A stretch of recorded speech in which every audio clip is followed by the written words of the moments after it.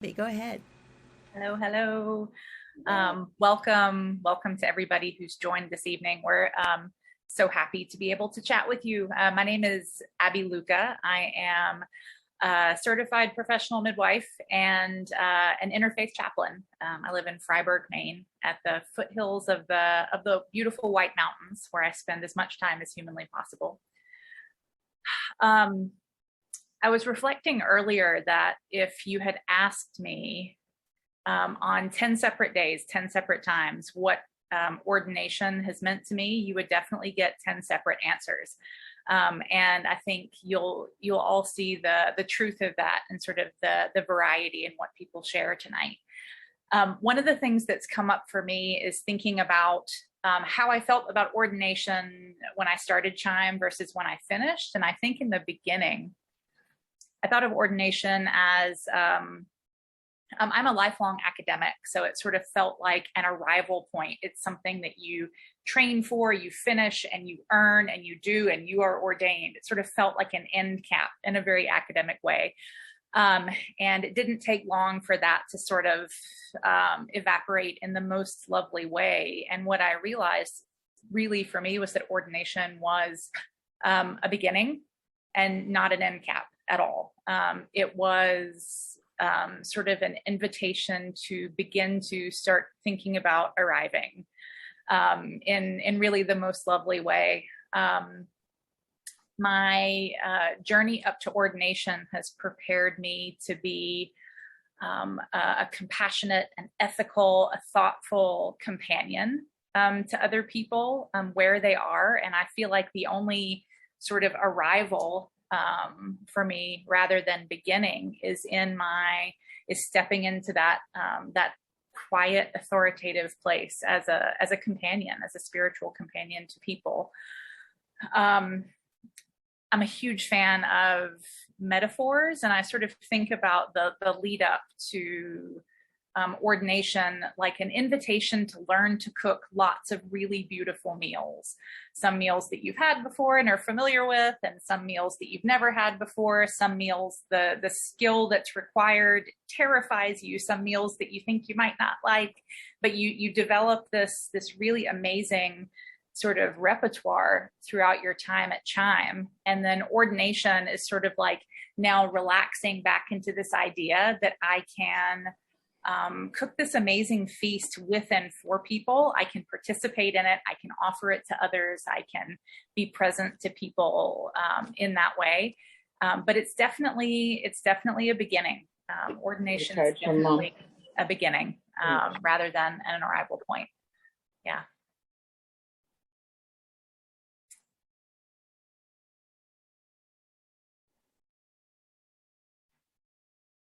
Any questions that people have? Or I just put in the chat that people are welcome to put their questions in chat if they prefer that I just, monitor that and ask the questions. So if you know how to do the raise your hand feature, I will call on you. If not, you can actually raise your real hand and I'll see that. Any clarifying questions for Abby before we go on? Awesome. See, Abby, you were just so perfectly succinct and said everything that people wanted. So we'll move on to the next person. We are going to have, of course, question time at the very end. So Jill, take it away. Hi, everybody, and it's great to be here with you tonight. So I'm Jill Morgan. I'm a healing and spiritual care professional, and I live in Swansea, New Hampshire, which is the southwest corner near Keene, and was ordained with my lovely fellow panelists in last month, 2022. So, and I think one of the things that ordination means to me is that I can show up and trust my own inner wisdom to lead the way. The old me would have been tempted to over prepare for tonight. And I'm going to be honest and say, I thought about the question, but I didn't prepare. I decided I would just let what wants to come up tonight come forth and whatever. So buckle your seatbelt. Who knows what's coming? So I too, like Abby, I'm very much into metaphor. And I think that when I reflect on what ordination has meant to me, it has been both a rebirth and a baptism. And I'll tell a little story that I told as part of my ordination speech. So over 20 years ago, about 21 years ago, I had really done some intensive work on myself so that I could step more fully into what I considered authentic spirituality. And of course, now in hindsight, I was still in diapers, but I was hearing my own voice within for the first time that I felt was directly connected to the divine. And I had an encounter, I'll put in air quotes, random encounter in an airport with someone who looked at me after I had shared a little bit about myself and where I lived. And he asked me, "Are you a healer?" And in recollecting that moment, I almost froze because something about the dimensions of time went all wonky. And I heard a voice inside of me say, "Yeah, you're a healer," even though nothing in my outer world would have said that I was. And I was instructed to give him that answer and explain, I'm not really doing that yet, but yes, I am a healer. And that it was an aspiration. Fast forward 21 years, and I've been working toward that for 21 years. And it's been quite a journey. And I would say that ordination meant to me was really fully, truly committing to birthing the healer inside of me and bringing that forth into the world. And ChIME has, I think all of us will probably tell this in a different way. We certainly show up and we do all the things that are required. We have classes and we learn things and we read books and we have discussions and we practice chaplaining. And in between all of that, something, I'm going to call it magical, happens. The divine has an individual hand in how each of us evolves through the program. And the gifts that we receive, I think, are extraordinary. And I can say that's true for me. I was able to gestate through the ChIME program and let go of those things, those internal, energetic, perhaps struggles that kept me from fully committing to my calling. And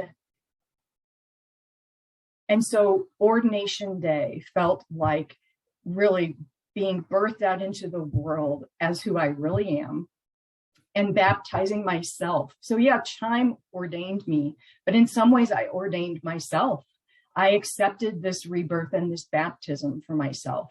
And I can tell you that walking through the world, even in these short weeks past ordination, I don't even recognize, in some ways, I'm still growing into this person that I am now, this chaplain.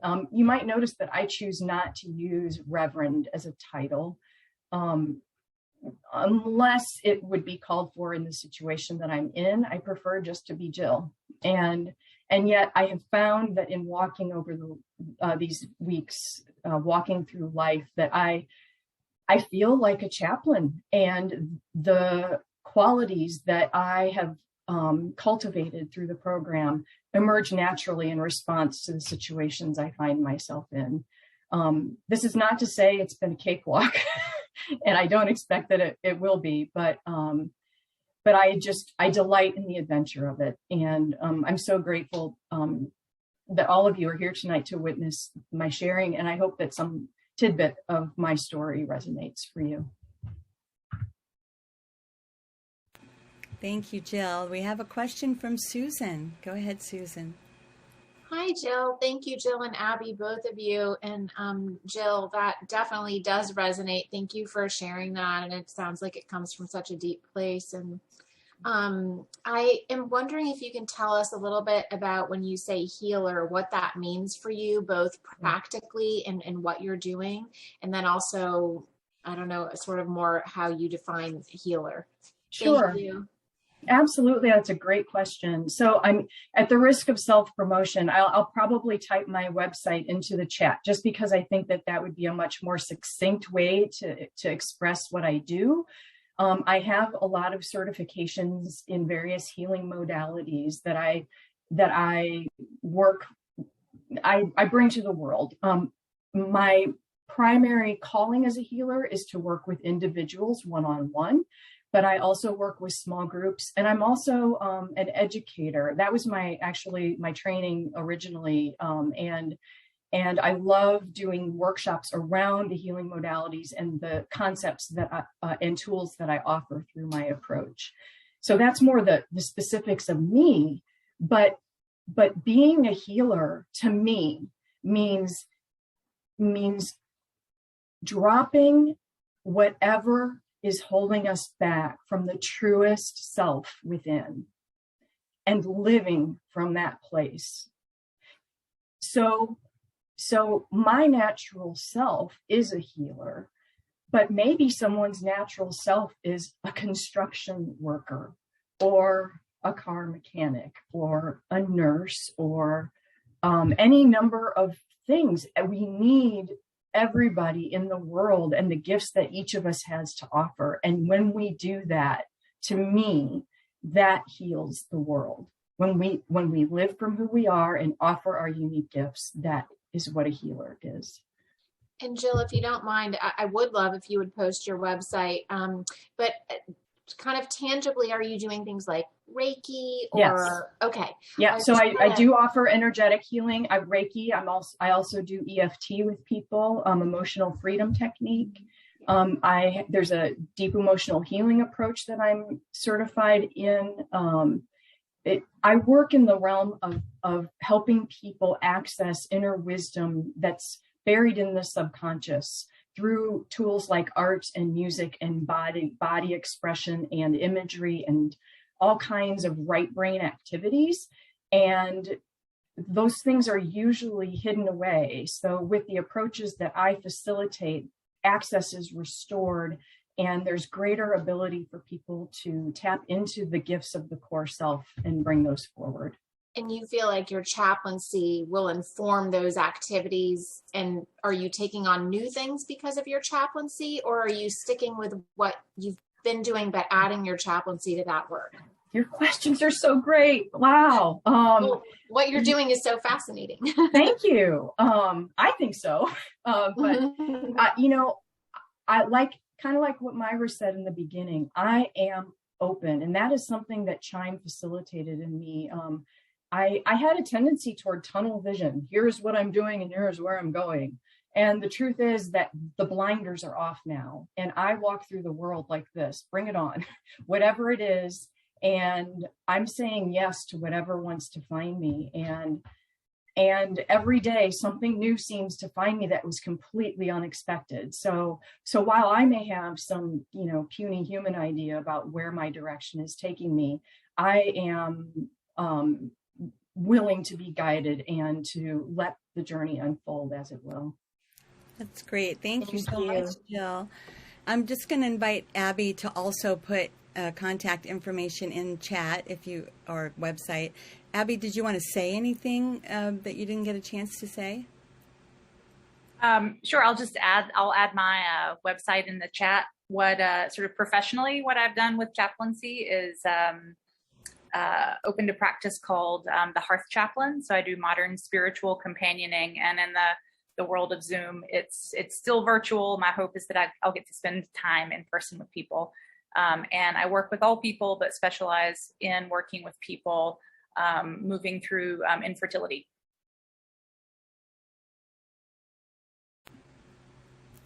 Thank you so much. Great questions. We're going to move on to the next panelist, Chris, if you'd like to go next. Thank you.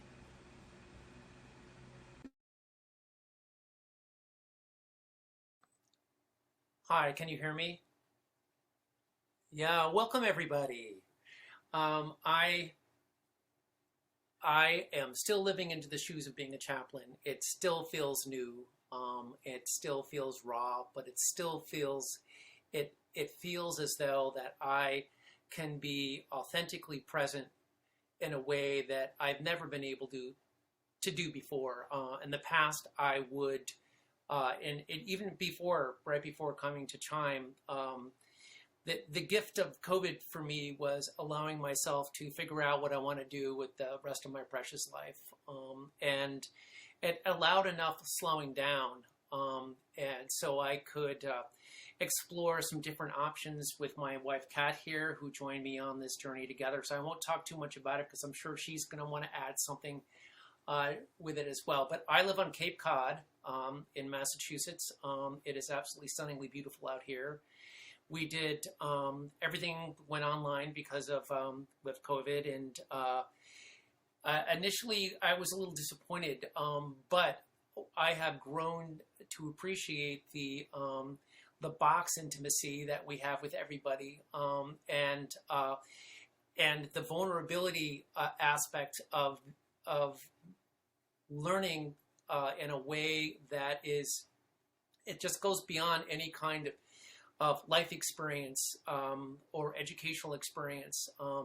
You get to do a deep dive into getting to know yourself in a much different way, an unexpected way, a curious way, and which eventually you start to realize that that it's not that it's wonderful having a bunch of knowledge and wisdom and knowing and know-how. I'm a designer builder, so I'm very focused on reproducing something three-dimensionally, and a very strong work ethic. And it never thought I would be in this place where I could actually say that I'm a chaplain.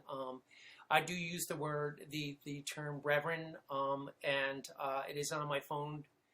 I finally changed my phone message, and I am learning how to wear the, I don't know if I will keep that, but I am learning how to wear my stole in a way that I feel that it is fully a part of what I trained for and what my openness to the world needs to be, and then it's with full compassion, with without having to figure it out, just allowing myself to be deeply open in the present moment, where life is really happening, and without having to figure it all out, with letting the spontaneous aspect of the wisdom pass through, the spiritual wisdom pass through, that intuition aspect of where you get that hunch and there's this feeling, but you can't make any logic out of it, and it perhaps gets ignored or puts on the back burner, or you don't trust it. Ordination is a place of deep, deep trust, from a very deep place, and being able to share that with everybody in ChIME, and it requires being fully present, fully vulnerable, the willingness to be vulnerable and actually get to that place where you can grow in that vulnerability and realize that it's not as scary as you thought it was. It can feel nervous, you can feel some tightness, but it gets to the other side of that place of curiosity, or resistance, to a place of allowing another possibility to happen, allowing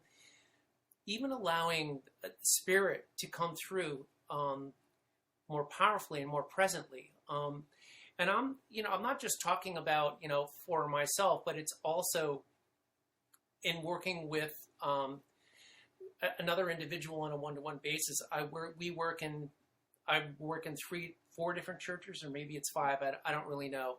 I had the wonderful opportunity of doing my volunteer work and my internship in person. The which gave me a lot of, scary exposure because of COVID, but it was necessary exposure to get that intimate connection, which with the congregational community and all the different churches. And it also included singing, pastoral care, the volunteer, where it could be replacing a door in the church. It could be creating a safe area for people to be in, and providing, we have a wonderful soup kitchen, and help provide food for that, and with the food pantry and the Home Prevention Council. It was an organization that was already set up, and I was even more prepared to be part of that through my ordination, through my learning at ChIME. So I really feel that let's see, I wanted to speak off the cuff, but I did write down some things. The ordination to me is a place of curiosity and wonder. It is creating safe sanctuary to let feelings and truth be exposed and explored. It allows for questions to be answered, in that exploration plate. What is it that I feel or I want in this moment? What is it on the other side of all that knowing and doing? What am I doing with all this knowledge I have and this practical experience, this life experience? Where am I going with it? And these questions, not only for myself, it helps me explore that with other people who are going through a period of time where they feel isolated or they feel lost. I think the most important learning experience with being ordained is self-care, taking care of yourself so you can care for and be in service to yourself, your family, and your community. And I cannot stress that enough. Paying attention to what's going on for you deep inside and taking care of that, so that doesn't get in the way with how you need to help people and assist them in growing and continuing on in their journey. Thank you for listening to that disorganized. Thank you so much. Yeah, thank you. Does anyone have any clarifying questions specifically for Chris? You can use your hand raise option or raise it for real. Otherwise, we'll go right on. Okay, go ahead, Kat. Okay. Hi, everyone. I'm the other half of this ChIME married couple. We had a lot of fun going through ChIME together. It was great, even at the end of class, to be able to kind of rehash things and to have someone right there to talk about this the whole way through. And we did come up with this plan to attend ChIME together. We first got together a little over 6 years ago, and I know what was on our minds for what we wanted to do, like Chris said, with the rest of our precious lives, had a lot to do with music and meditation. And somewhere along the line, we added that ministry in there. And I had never thought about what having a ministry would mean. But as we started to learn about what enrolling in ChIME might be like, by one of the things we loved doing was attending workshops before we enrolled in ChIME. We went to several and realized that this is a kind of education that we would really love and being part of. And so for me, I had, about 8 years ago, retired from a career in public service.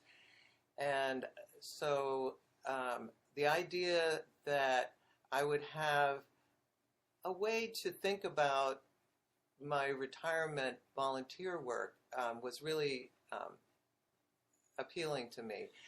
I've always volunteered, even when I was working full time, and being there for people, whether it's in a church setting, as Chris was saying, we do belong to several churches, and I've been doing pastoral care during my 2 years of ChIME, which is something that I found a real passion for. I have to say that I love the idea that I am developing a ministry, and I still don't know what that means. But to me, being ordained helps me sort of wrap myself around what I'm doing to serve, my community, the world, whatever. I think from a very young age, I've always wanted to save the world, or be in some way a blessing to the world. And ChIME has really helped me to feel like I can, have more of a structure around it. And what my hope is, as I take this forward, is that when I introduce myself as a chaplain, that helps people have confidence to share, what's going on with them, what they could really use some support around. And the other thing that I have been developing over these last few years since my retirement is sound healing, and I've become certified in a couple of different modalities regarding using sound, using tuning forks, using software to discover what one's energy is doing, what blockages one might have, and how to work with this. The understanding that we are energetic beings. So I've been already combining my chaplaincy with working with sound with people, and I don't know. I think I plan on continuing to work with the various churches we belong to. I love the fact that we don't have to pick one. My entire life I wasn't a church member until just a few years ago, so the idea that there is this interfaith chaplaincy seems just absolutely perfect for me. So I guess I'll end there. Thank you for listening. Thank you for being here. And if you're considering ChIME, I can't say enough about it. The very best thing about ChIME itself, I felt like, was the connections we all make with each other, and learn from each other as we learn from the great traditions in the world. And it has made me feel ready to be out there in the world, offering whatever it is that I have to offer. So, thanks. Thank you, Kat. Thanks very much. If anyone has a question to clarify, or specifically of Kat, please use your raise your hand option, because that jumps you to the front of my screen. Oh, Donna, I see your real hand. Go ahead. Wait, I'll ask you to unmute, so you should be able to unmute now. I'm just curious how you found out about ChIME being on the Cape. Oh yeah, that's a good question. Yeah. Well, we actually did a lot of Google searching, and we found there aren't that many interfaith. We knew we wanted interfaith because neither one of us were, members of, like any particular church. And, Right.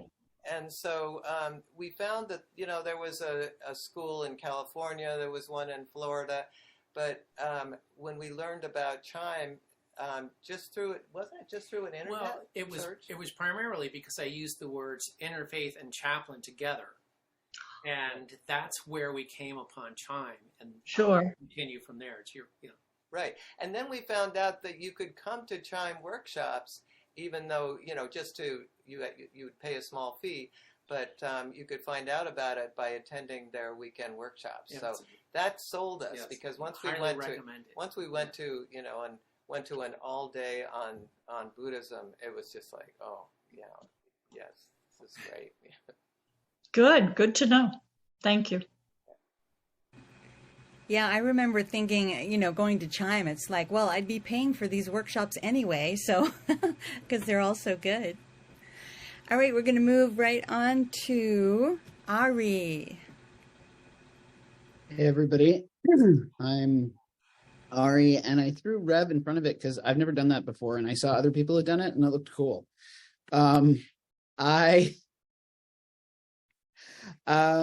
Ordination for me was a twofold.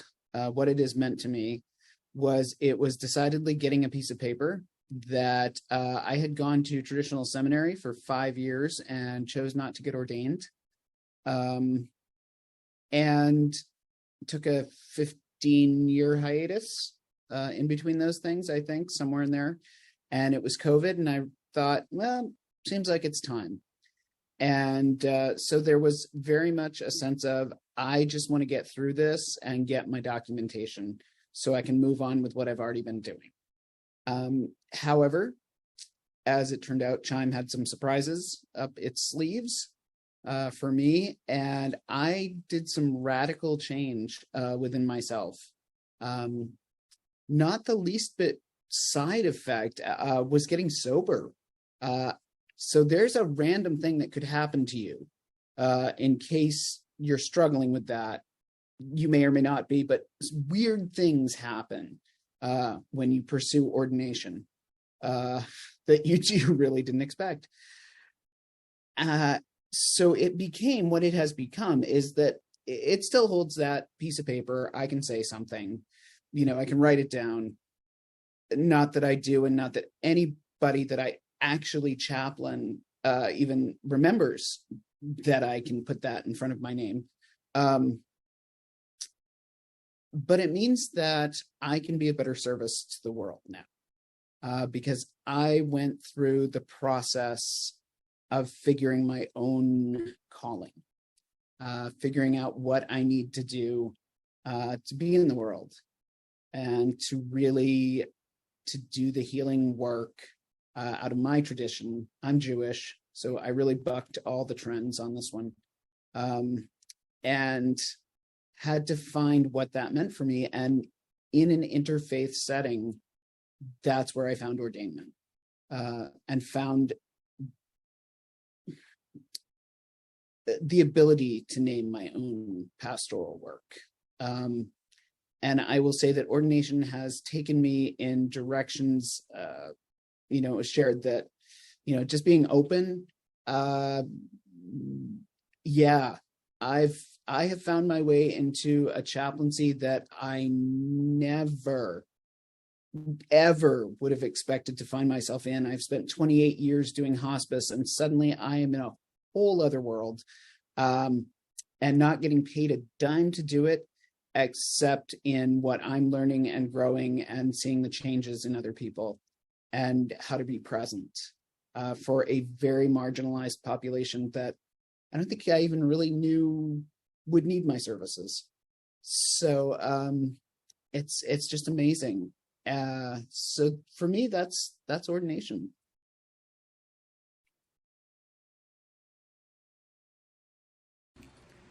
Thank you, Ari. Anybody have any questions? Oh, yes, I see Susan has one. Go ahead. It's me again.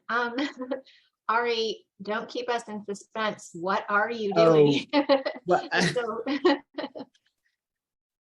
Some people get a little offended, so I'll just throw that out there. I am a chaplain for sex workers. So if I don't say any more about it than that, and then if people want to know more, I will talk about it.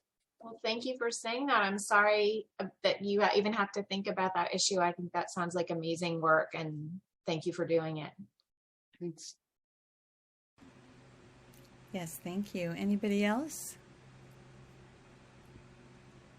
Okay, there will be time for questions of all our panelists at the end, but now we go to our last speaker, and that would be Jan. Myra, I think Lori has a question before we go on. I just saw her hand. Oh, I'm sorry. I didn't see it. Go ahead, Lori. I had just put my hand up because I wanted to say to Ari that I think that's amazing work, and I'm glad that you're doing that. Because you're right, it is a highly underserved population. Thank you. Okay. Hi, everyone. I'm glad you came. Glad to see you. Glad you're maybe considering ChIME. Been a lot of glowing reports about it with my fellow ordinands here. And I'd like to say that also that it's not easy. At the end, it feels like it's a celebration, it's a sense of completion. And I just was reflecting today on the fact that, and it's hard. And it digs into places that I didn't expect I'd be digging into. I thought I'd be, learning about all the world religions and the faiths, and I'd be learning how to be a chaplain. I didn't really expect, although it's not that it wasn't put out there, but I'm not sure I expected the amount of personal transformation that happened while I was there. And for me, it was lightening my load, just dropping so much that had been getting in my way for a long time.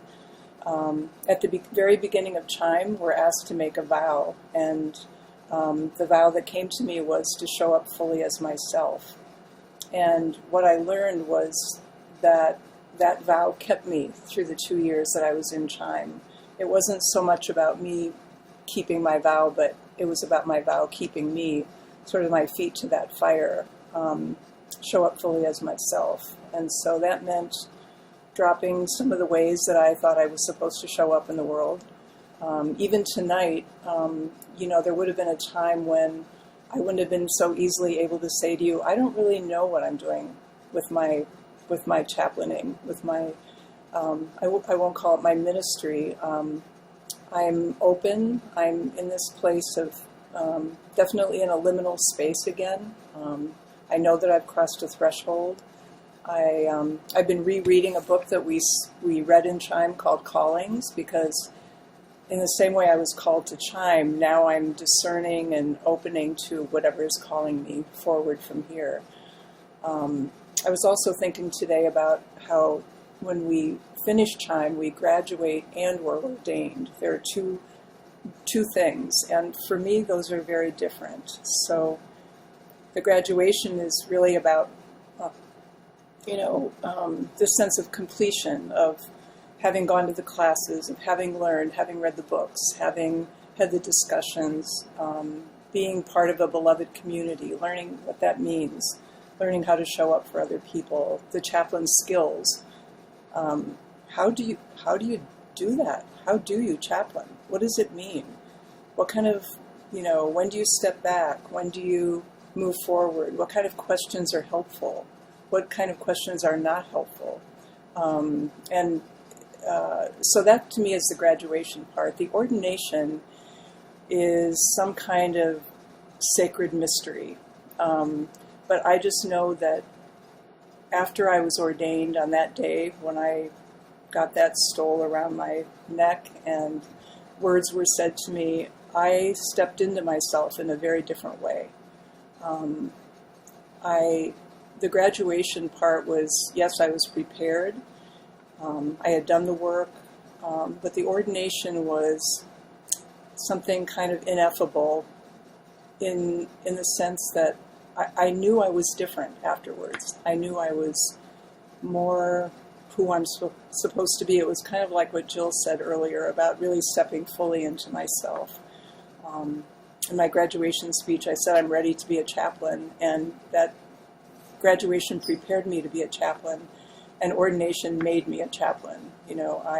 And even though I don't have my work defined yet, I know that's who I am. And just to say what I'm really thinking about, I don't think of myself as doing too many ministerial kinds of things, although it's really funny. Myra also said about things coming to you and saying yes. So the first two things that have come to me for the future are a house blessing and a vow renewal, which are definitely ministerial.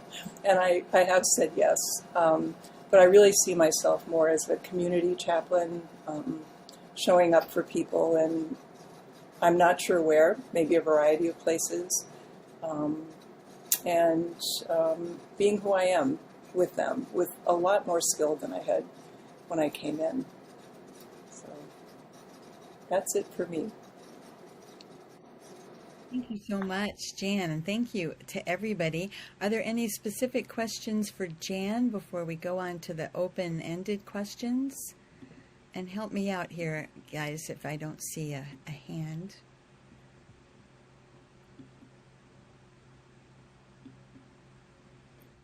Susan.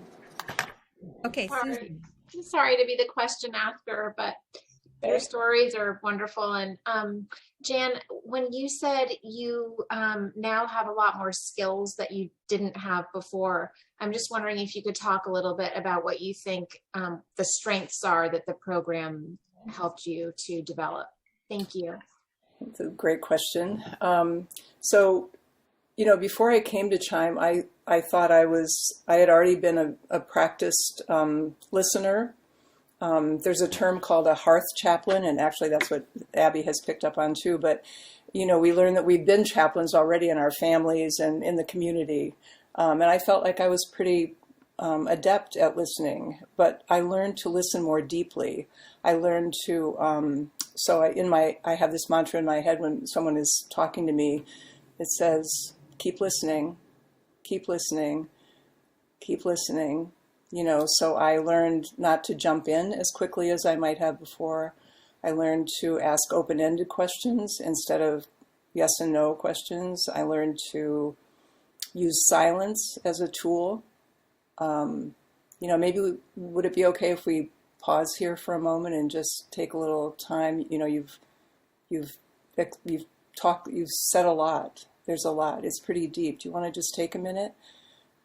Asking people what's helpful to them instead of giving my own, what has helped me or what I think would help them.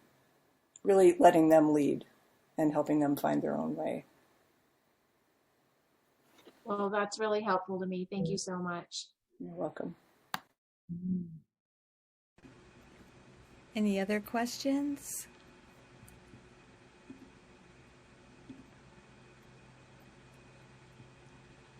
Okay. Nope. All right.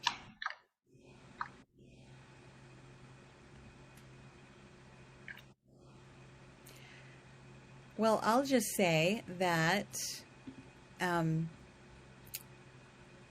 know I'm not technically on the panel, but I can't help but share that for me, going to ChIME helped me to listen to myself and to trust that inner voice that wasn't as strong as I would have liked. But it had already been there, and I think I learned to trust it. So that was a big transformation for me, to step into the unknown and to when I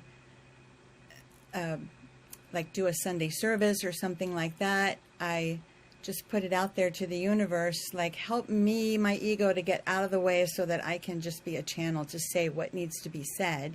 I mean, obviously I prepare something, but that just helps me so much to speak with confidence and it does, it feels like it's coming from somewhere other than me. And it's similar to the feeling I get when I do music or art and I'm in the zone and you just feel connected.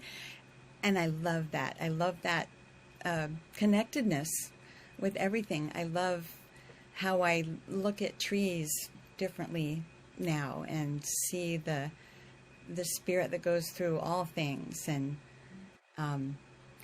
Yeah, when Jan was talking about listening, I thought, yeah, the skills I learned about listening was to go into things with no agenda. Like, unlike a counselor, I'm not there to fix. I have no, code that I have to diagnose and figure things out. I am just totally present with that person and able to listen in a deep way that doesn't have dogma or an agenda or anything attached to it. And that to me is what is so fulfilling about being a community chaplain. And I've done hospice at the bedside of people at end of life, and been an elder caregiver, respite caregiver. I've worked with women who've been incarcerated and are recently released. And like I said, all the other things that come my way, I just try it, and I've yet to find anything that doesn't fill me up. It's such a great feeling, and I know that I learned skills that help me in my relationships. And it's kind of like when I started meditating on a regular basis, I was like, wow, there's something to this. It really makes a big difference. So, yeah, I'll stop there and just open it up again to anybody who has any general questions for any of our panelists or anything like that. And then after a few minutes, we'll get into the specific ChIME questions.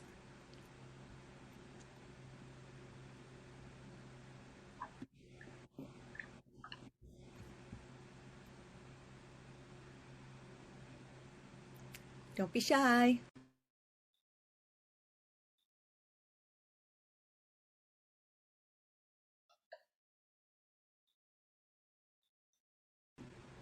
Look at that. You guys were so good in your little presentations that everybody's questions have been answered.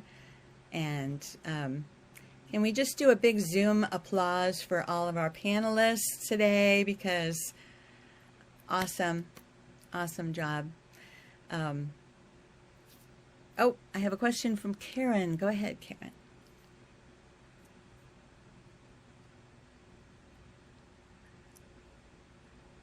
You're still muted.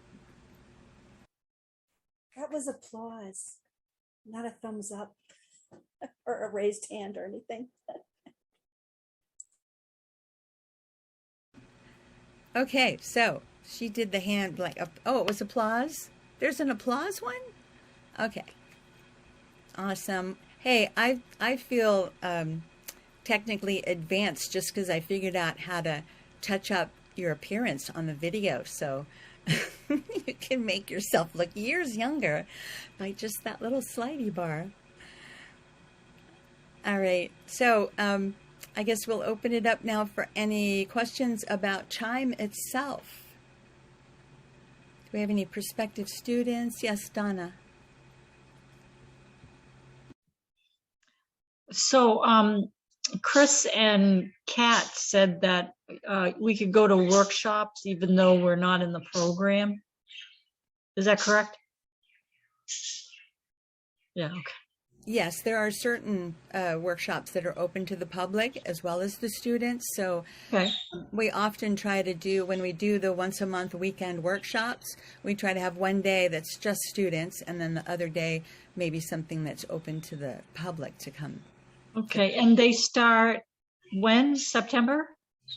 Yes, we have convocation September 10th and 11th is convocation weekend, so that's just for students. And then the first weekend of the month is the weekend portion of what we expect from students to come. And those would be the ones, one of those probably, to do a public workshop. And you can find out all of this on our website, Sure. chimeofmaine.org. I'll put that in the chat as well. Great, thank you. You're welcome.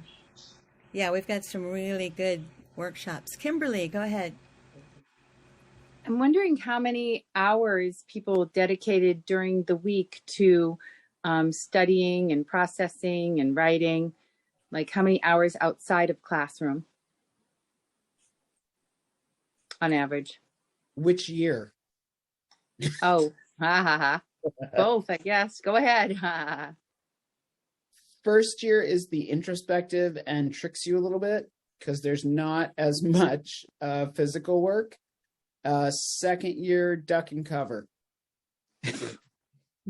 only because you have an internship your second year, and there's a lot more. I think it varied for me. I'm an academic, and I probably didn't do nearly enough of the academics my first year, but I did a lot of internal work. So I don't know that I don't have an answer to that. Maybe one of you guys has a better answer than that was. I don't have an answer, but I agree with your general statements, Ari, that first year felt like it was less demanding. Second year felt more demanding. But what I can also say is that for me personally, I tried to do everything in my life in the first year. So pretty much working full time, doing ChIME, and that was not something I would recommend if you're asking for an opinion. I learned enough through that experience that in the second year, I cut back work so that I could really focus on my second year. I think, and there are people, I bow to them who worked full time through the entire 2 years. I think they would also say it was very difficult. It can be done, but I think also what you put into the program, you get out of it. That would just be my 2 cents. I would add as well that it doesn't have to be like a certain number of hours per week. It's really clear up front, the expectations and the assignments that you'll have to turn in. And so if you're the kind of person who likes to really sort of buckle in and do a lot of work when you have open time and then sort of relax and coast when you're very, very busy, it's very conducive to that. And it's not a lot of really heavy academic work with academic papers and citations. It's very, it's really deep work, but it's very sort of personal and heart-centered in terms of the writing. It's really reflective in terms of the writing that you do. Yeah, we even call them reflections. Mm-hmm. And it's the whole program is kind of geared towards people who might have a full-time job. So we do that one weekend a month and then one class a week, which is 3 hours long.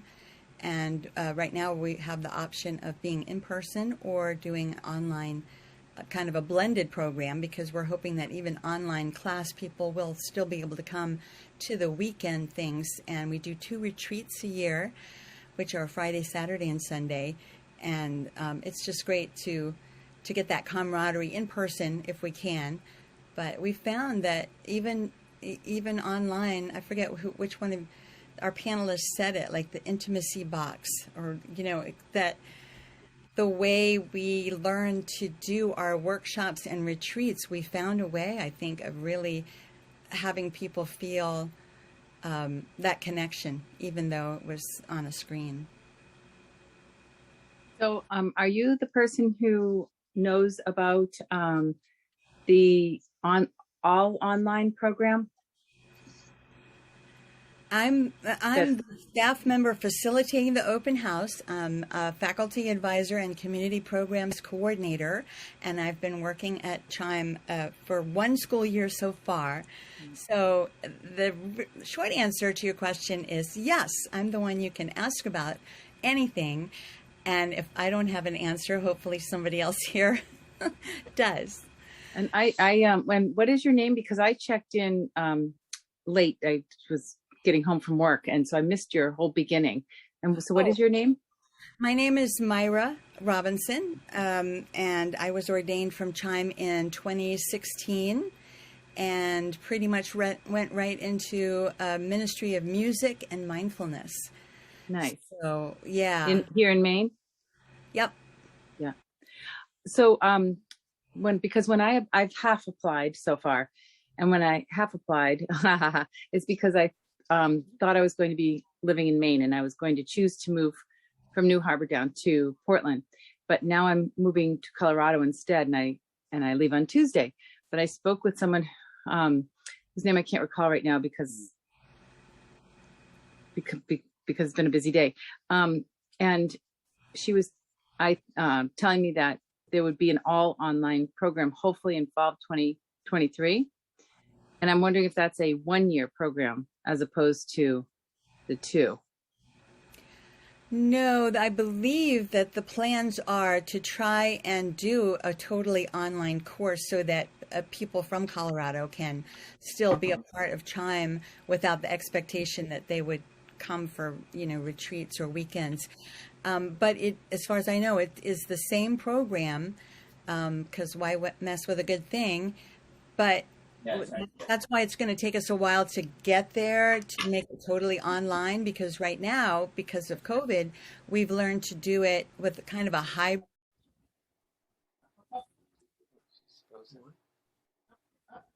Uh-oh. Where'd she go?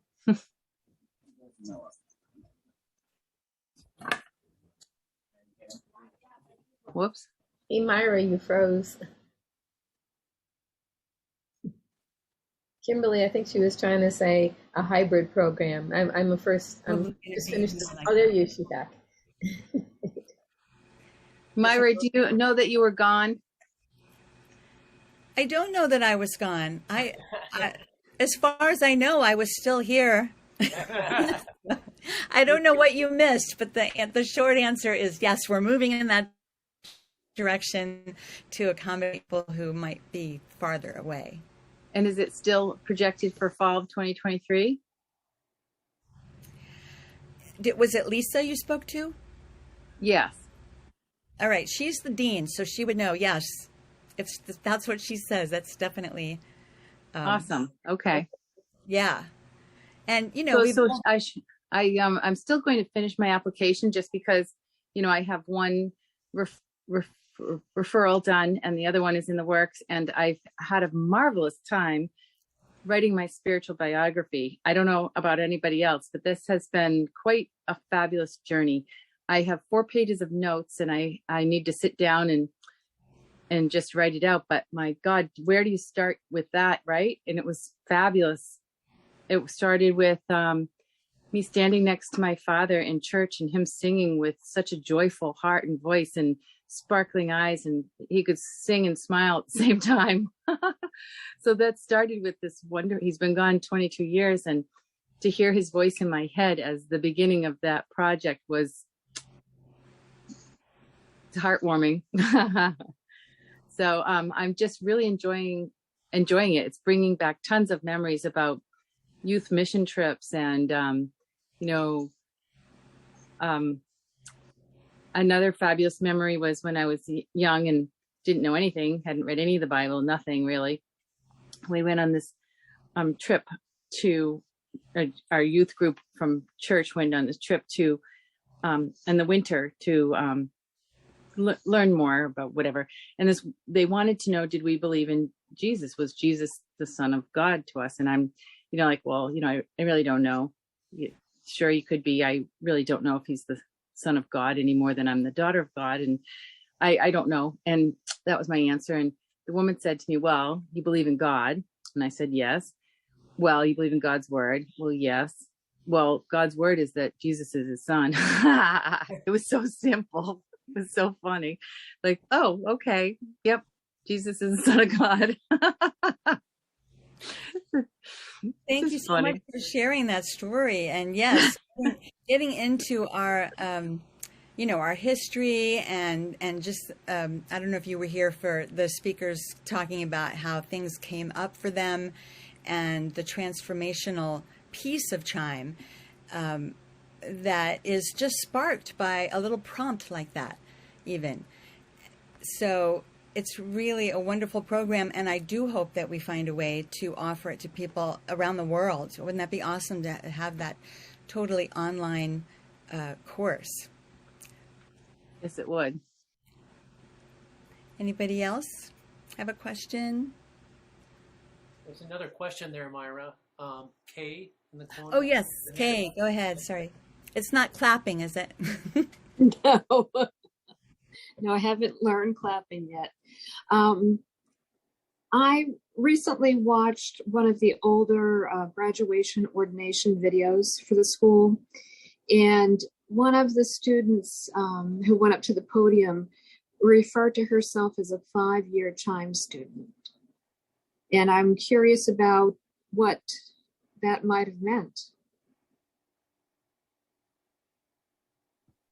Well, that's, I'm not surprised, but I am surprised because I don't know that I know the graduate who did that. But we certainly have 3- and 4-year people. The majority, I think, do it in the 2 years. Of course, if life intervenes or COVID, whatever happens, and people say, you know what, I don't want to kill myself and quit my job, so I just need to spread this whole thing out, they're welcome to do that. So it's, totally doable that way. It does cost, there is a cost to coming extra years, but it's not the full cost of the year. So it's kind of a spreading out. Thank you. You're welcome. Anybody else? Myra, does that also apply to like the volunteer hours? That's the piece that's making me nervous with having a full-time job and commuting 10 hours at least a week. I have an 11-year-old who's very busy, and I'm concerned about fitting in that amount of volunteer work with my very limited free time, I would love to be retired like Kat and Chris, and have the time to just dedicate to it. So I'm so interested in doing it, and I feel very called to it, but I am worried about that time piece. Like, can I do it all? So I'm interested to hear. 2 years sounds like a great time to me, but I also don't want to take too much of myself away from the work that I'm doing and my family. So how does that work? I think volunteer hours, internship hours, all of that falls under the reasoning that somebody would say, you know what, I just need to stretch this out.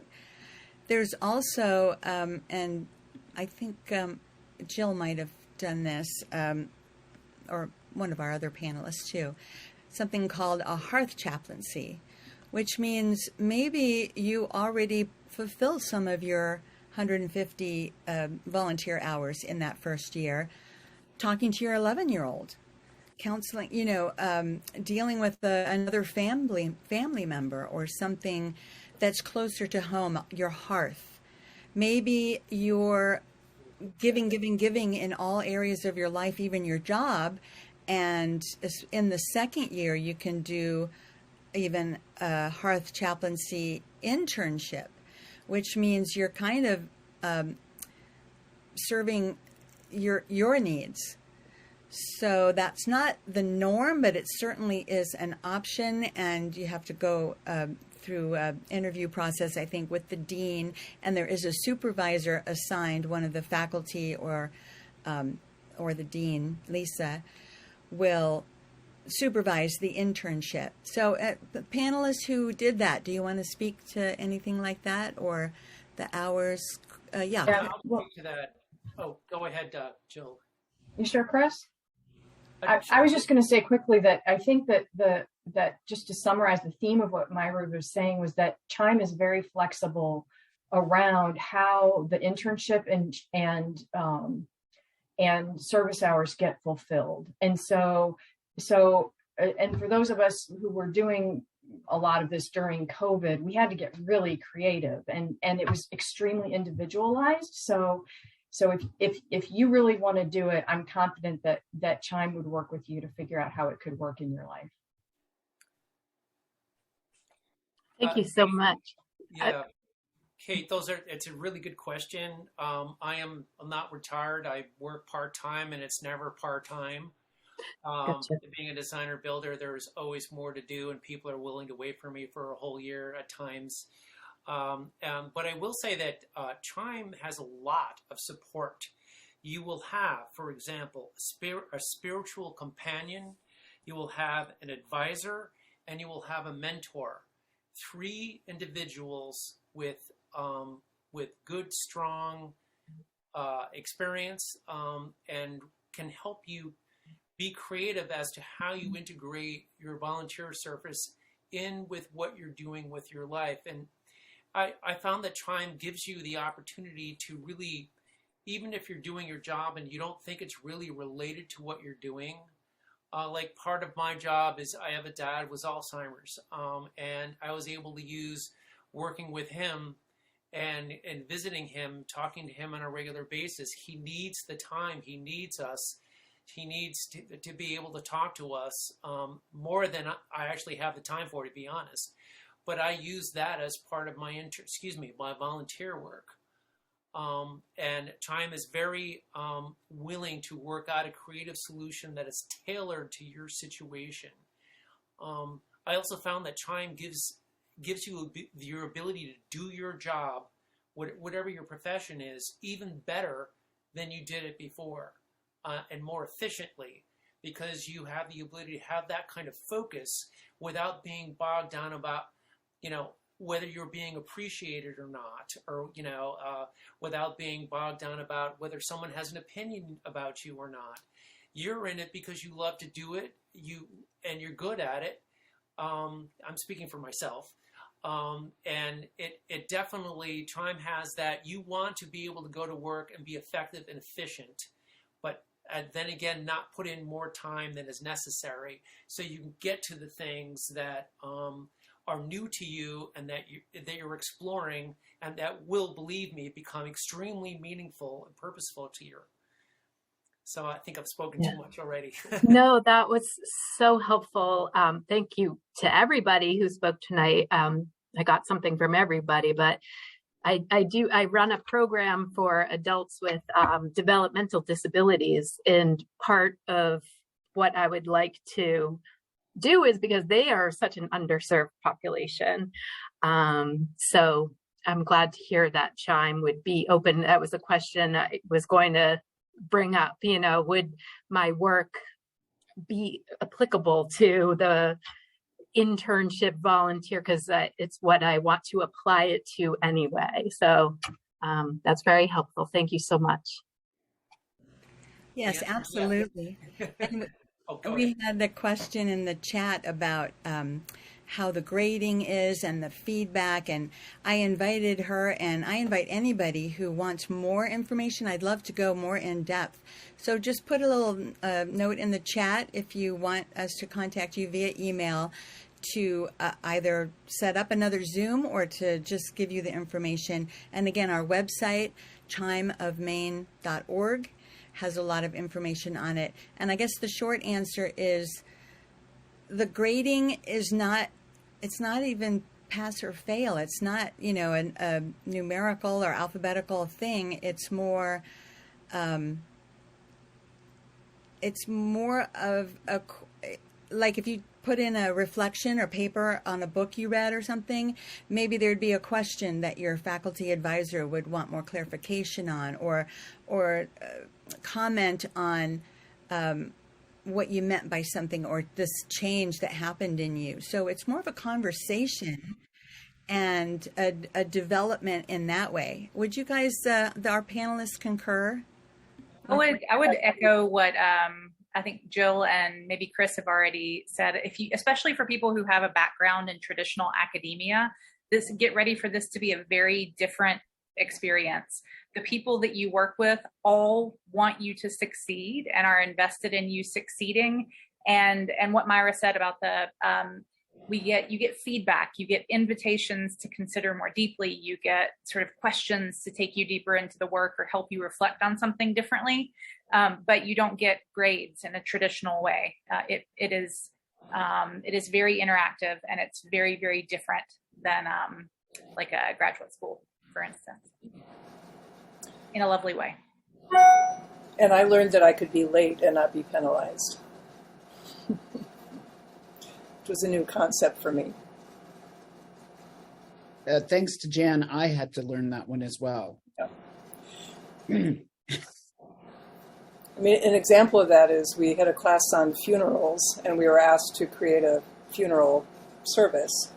And in the class and in my reflection, I realized I had a lot of baggage about funerals, the ones I had attended. And so I needed more time to process that. And a faculty member met with me personally, and we talked through all my stuff. And I said, I still need to think some more. And finally, I was able to do the project. But there was no pressure for me to not go through the process I needed to go through in order to complete that.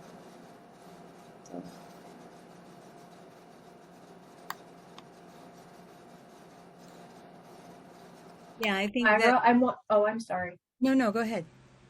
Well, I was noticing earlier that Stacy had her hand up and didn't have a chance to ask her question. And so I just wanted to see if she still had it. No, thank you. Thank you for that. They answered the question. It was the same thing about the second year expanding into the third year. So it got answered. Thank you.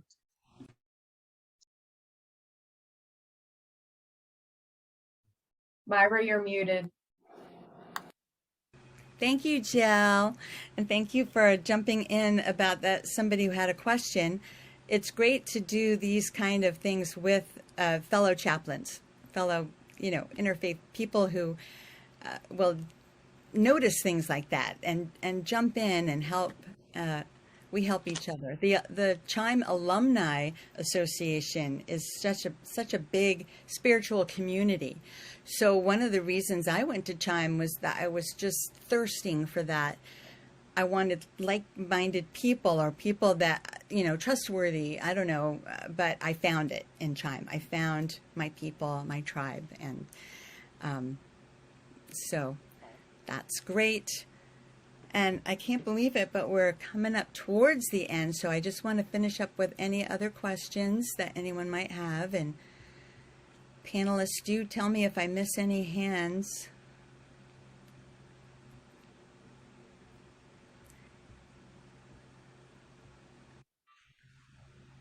Okay, this is great.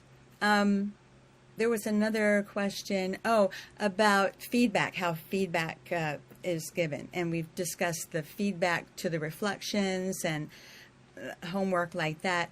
And feedback within the classroom itself, it's very student-driven, I think. The whole experience is not like you're sitting there listening to a lecture. There's so much interaction and so much giving of support and feedback. And of course, we learn about feedback and how to give it best. And Ari, I see you nodding rigorously. Did you want to add to that? I was just going to say feedback wise, it's, I was going to say actually specifically to the Zoom that I was part of the first cohort of all Zoom as Jill and Kat and Chris. We were strictly Zoom. And absolutely, we created it. I think it's a learning process that we all came to together of creating a way to have feedback in a way that seems so counterintuitive, that we're in these very distinct and discrete, and it's like one person talks and then the next, like you can't converse over each other. And I think maybe that's the best part, is that we all learned how to shut up long enough to listen to somebody else. At least I did. So maybe that's why it works, the feedback wise. Yes, and I learned an acronym that I don't know if they were in ChIME, but they were like, when you're listening and you're thinking about what to say next, or you're waiting for your turn to jump in, just remember WAIT, wait. And it stands for, why am I talking? Why do I feel the need to, and it's just that introspection piece that it really is able to turn off my, I used to be on the radio and you don't want dead air, so you're always wanting to fill that space. And as Jan talked about, just inviting space in, inviting silence sometimes. And that's not only true of the groups and the classrooms, but in myself. It's like, what would happen if I stopped talking? We'd be done for the night. That's what. Anybody else have anything else to add? Any of our panelists or any questions?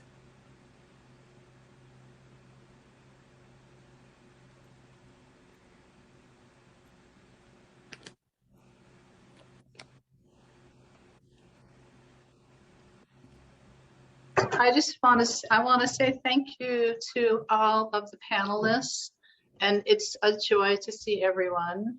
And thank you to all the rest of the guests for the wonderful questions.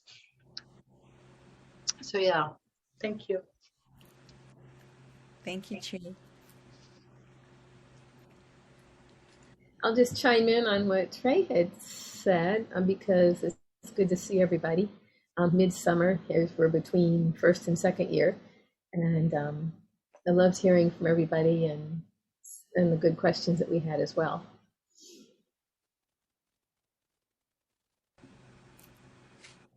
Thank you, Lori.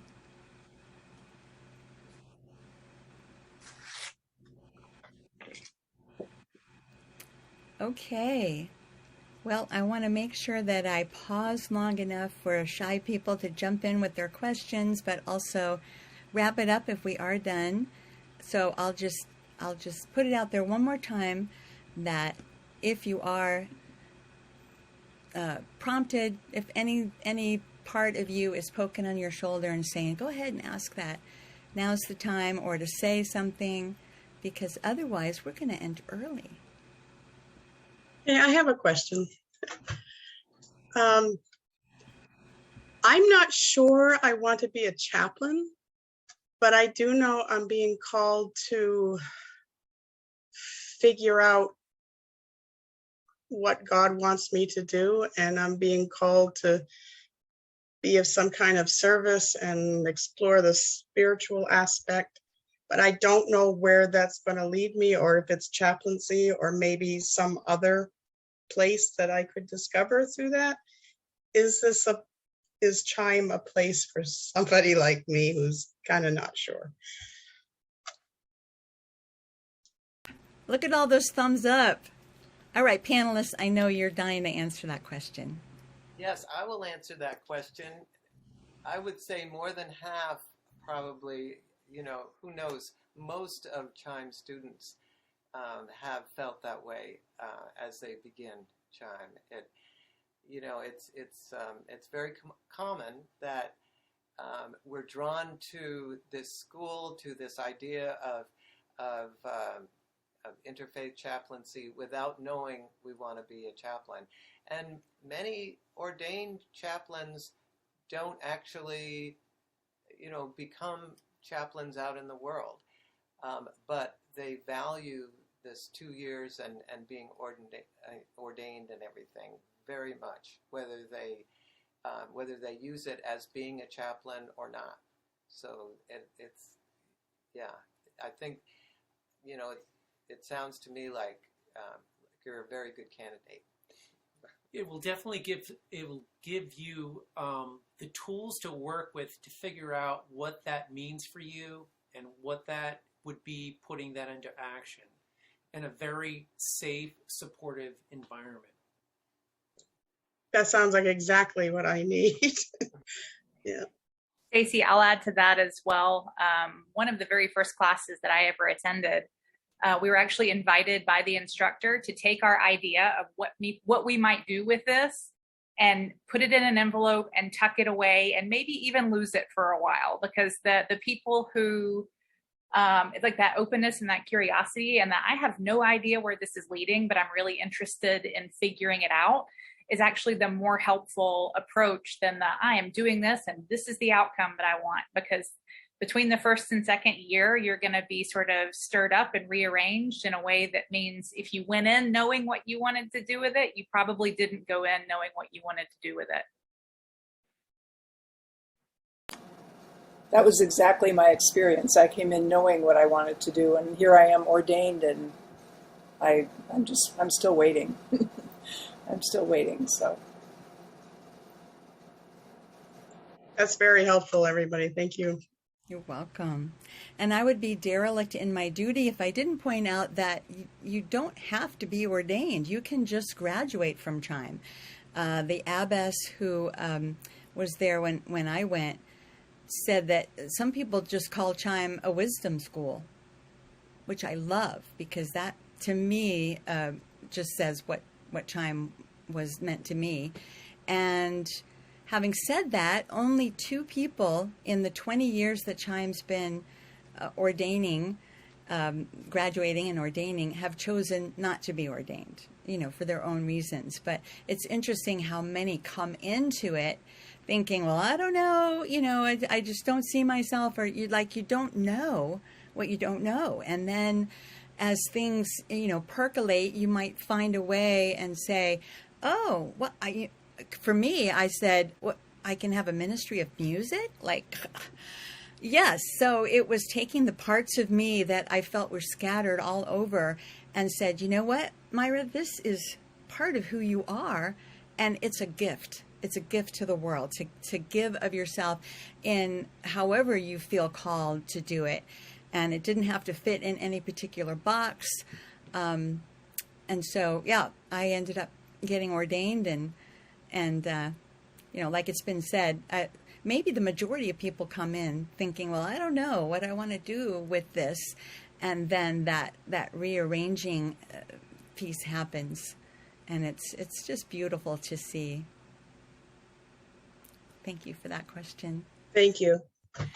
Okay, last call for questions. Questions or comments?